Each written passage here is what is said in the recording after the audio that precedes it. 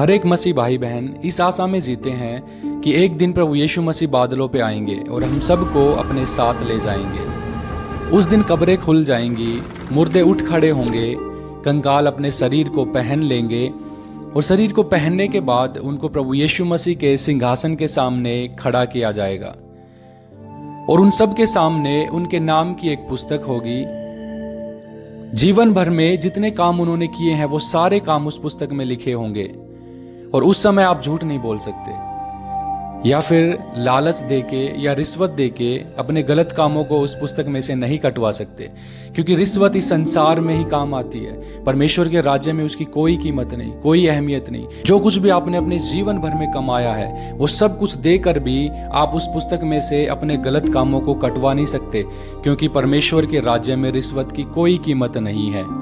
और वहां पे एक और पुस्तक होगी जिसको केवल प्रभु यीशु मसीह ही खोल सकते हैं, जो जीवन की पुस्तक है। और जिस किसी का नाम उस जीवन की पुस्तिका में नहीं है वो नरक में डाला जाएगा, उस आग में जो सदा काल के लिए जलती रहती है, जिसकी आग कभी बुझती नहीं, जहाँ के कीड़े कभी मरते नहीं। वहाँ पे उस इंसान को डाल दिया जाएगा जिसका नाम उस जीवन की पुस्तक में नहीं है। वहाँ पे कीड़े होंगे जो उसके शरीर को नोच नोच कर खाएंगे। वहाँ की आग होगी जो उसके शरीर को जलाएगी।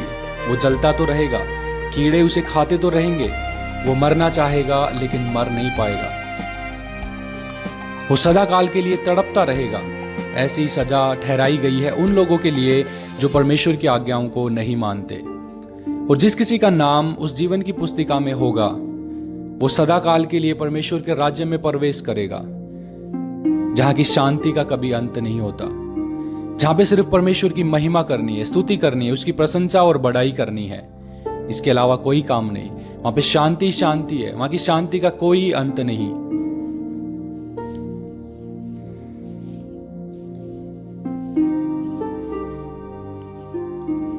और आकाश और पृथ्वी टल सकती हैं, लेकिन बाइबल में लिखी एक बिंदु भी टल नहीं सकती। और परमेश्वर का वचन कहता है कि एक बार मरना और उसके बाद न्याय का होना नियुक्त किया गया है। यानी आज जितने भी काम अपने जीवन भर में आप करते हैं उन सब का न्याय आपको परमेश्वर को देना होगा।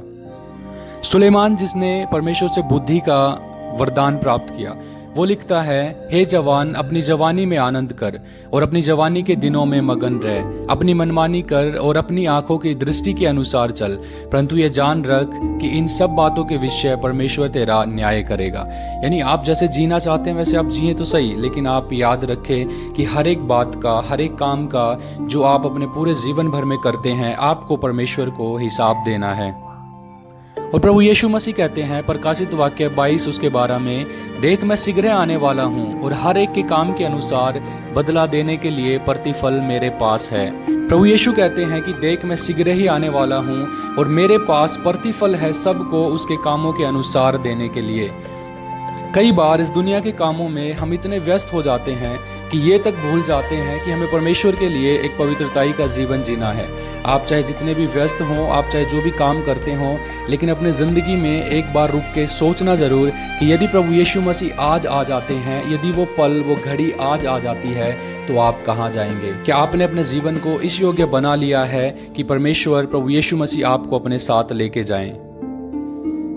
जितने भी लोग प्रभु यीशु मसीह को जानते हैं वो सब तैयारी में हैं। वो सब अपने जीवन को तैयार करते हैं कि प्रभु यीशु मसीह जब आए तो वो प्रभु यीशु मसीह के साथ में जा सके।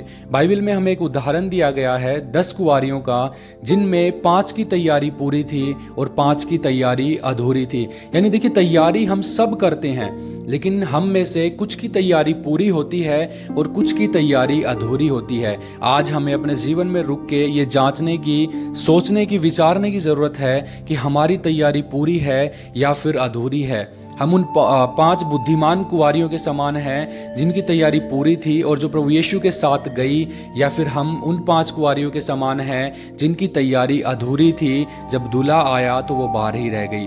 मेरे प्रियो, आज हमें रुक के सोचने की ज़रूरत है। आज हमें अपने जीवन को बदलने की ज़रूरत है। आज हमें अपने जीवन में वो बदलाव लाने की ज़रूरत है जो हमें इस योग्य बनाए कि जब प्रभु यीशु मसीह आए तो प्रभु यीशु कह सके कि ये मेरा बेटा है, ये मेरी बेटी है, और हमें अपने स्वर्ग के राज्य में ले जा सके। एक बात को हमेशा याद रखना कि परमेश्वर न्यायी परमेश्वर है, वो कभी पक्षपात नहीं करता। यदि आज आप परमेश्वर की बात को सुन के, यदि आप आज उसके वचनों को सुन के अपने मन को फिराते हैं तो आप जरूर परमेश्वर के राज्य में प्रवेश करने पाएंगे। लेकिन यदि आज आप अपने परमेश्वर के वचन को सुन के उसके वचनों को मानने से इनकार कर देते हैं, उसकी आज्ञाओं पर चलने से इनकार कर देते हैं, तो जब प्रभु यीशु मसीह आएगा न्याय करने के लिए, तब वो भी अपने पिता के सामने आपका इनकार कर देगा। और जब आपका इनकार कर दिया जाएगा तो फिर आप परमेश्वर के राज्य में प्रवेश कभी नहीं कर पाओगे। इसलिए मेरे प्रियो, आज ही अपने जीवन को बदले, वैसा बनाए जैसा परमेश्वर चाहता है। आज ही परमेश्वर की सारी आज्ञाओं को मानना शुरू करें, क्योंकि प्रभु यीशु मसीह कहता है कि हे प्रभु कहने वाला प्रत्येक व्यक्ति उसके राज्य में प्रवेश नहीं कर सकता, केवल वही प्रवेश करेगा जो उसके पिता की आज्ञाओं को मानता है। इसलिए परमेश्वर की आज्ञाओं को मानना जरूरी है। यदि आप आज्ञाओं में बने हुए हैं तो परमेश्वर का राज्य आप ही का है, और यदि आप परमेश्वर की आज्ञाओं को नहीं मानते, आज्ञाओं का उल्लंघन करते हैं, तो आप कभी भी परमेश्वर के राज्य में प्रवेश नहीं कर सकते। इसलिए आज आप बैठ के सोचें और विचारें कि यदि प्रभु यीशु मसीह आज आ जाते हैं तो आपका स्थान कौन सा होगा। तो मिलते हैं एक और ऐसी वीडियो के साथ, तब तक के लिए सबको जय मसीह की।